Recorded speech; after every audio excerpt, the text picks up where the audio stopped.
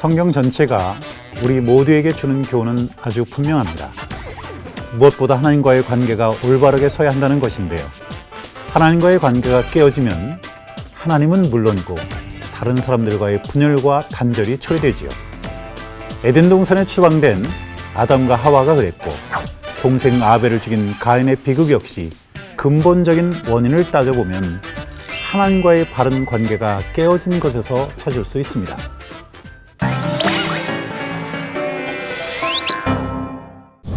오늘 살펴볼 바벨탑 이야기 역시 초점이 개인에서 집단으로 바뀌고 배경이 에덴 동산에서 신할 평지로 달라진 것 말고는 이전 사건들과 별반 다르지 않는데요. 바벨탑 이야기는 이렇게 시작됩니다. 이곳저곳을 유랑하던 사람들이 신할 평지에 도착해서 안정된 생활을 시작했습니다. 신할 평지는 바벨로니아가 자리를 잡았던 곳으로 오늘날 이라크 남부 지역에 해당되는데요. 유프라테스 강과 티그리스 강 하류에 위치하다 보니 돌보다는 강의 상류에서 실려내려온 진흙이 아주 흔했습니다. 당시 사람들은 이미 진흙으로 벽돌을 구워낼 수 있었는데요. 고대 세계에서는 불에 구워낸 벽돌을 왕의 치적에 포함시킬 정도로 중요하게 간주하기도 했습니다. 그런데 이곳 사람들의 지혜와 기술은 거기서 끝나질 않았는데요. 벽돌을 쌓을 때 그냥 진흙이 아니라 역청으로 벽돌들을 견고하게 접착시키기 시작한 겁니다. 이렇게 진흙에서 역청으로 건축 재료가 바뀌었다는 것은 평범한 내용이 아닙니다. 고대 기술 문명이 자연재해를 막아낼 수 있을 정도로 획기적인 발전을 일으켰다는 상징적인 의미를 갖는 것이지요.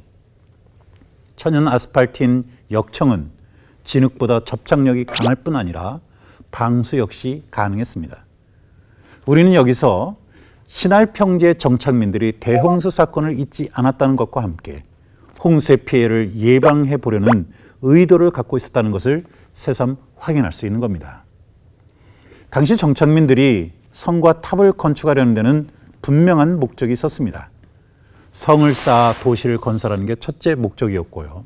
둘째는 하늘에 닿을 정도로 탑을 높게 쌓는 것이었죠.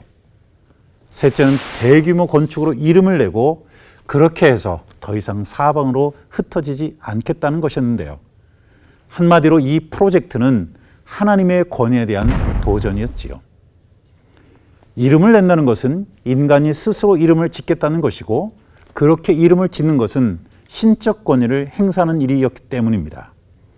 또한 흩어지지 않겠다는 것 역시 땅에 충만하라는 하나님의 지시를 어기는 행위였습니다. 따라서 바벨 문명은 처음부터 하나님의 심판을 벗어날 수 없는 운명이었다고 해도 과언이 아니지요. 한편 바벨탑의 정체는 아직도 논란이 많습니다. 바벨이 성인지 탑인지 신전탑인지 그것도 아니면 요새인지 의견이 엇갈립니다. 일반적으로 바벨탑이라는 이름이 널리 사용되다 보니 누구든지 지그라트 같은 층계탑을 떠올리고 그것을 창세기 11장의 배경으로 생각합니다. 하지만 창세기 기록만 놓고 보면 바벨을 탑이라고 단정 지을 수는 없는데요. 성경은 이렇게 소개합니다. 그들이 그 도시를 건설하기를 그쳤더라. 그러므로 그 이름을 바벨이라 하니. 문장 어디에도 탑이라는 말이 없습니다. 이렇게 본다면 신할 평지에 건설한 것은 바벨탑이 아니라 바벨성이 맞는 것이겠죠. 바벨성이 건축된 장소로 거론되는 곳은 바빌로니아 국왕 느부갓네살이 건설했던 바빌론입니다. 그곳에는 거대한 규모의 수원지가 있어서 바벨성을 건축할 수 있는 최적지로 꼽히죠. 바빌론 시내에 신에게 바쳐진 거대한 첨탑이 있었다는 것을 고고학자들이 밝혀내기도 했고요. 바빌로니아에서 몇 킬로미터 떨어진 고대 도시 키시를 신할 평지로 간주하기도 하는데요.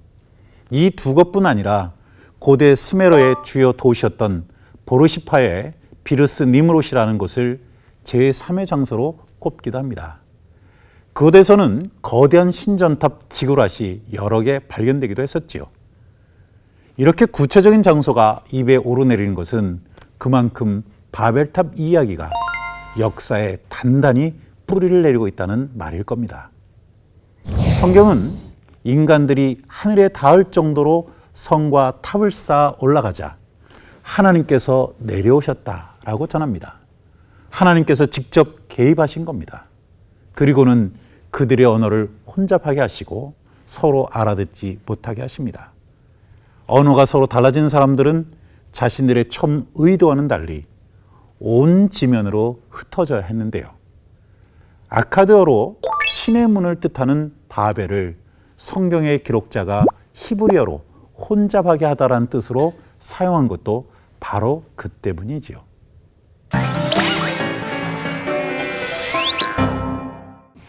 인간이 하나님의 권위를 부정하고 하나님이 정해주신 위치보다 높아지려고 하는 시도는 결국 실패로 끝나고 이웃과의 소통마저 단절될 수밖에 없다는 교훈을 바벨탑 사건을 통해 새삼 깨닫게 됩니다.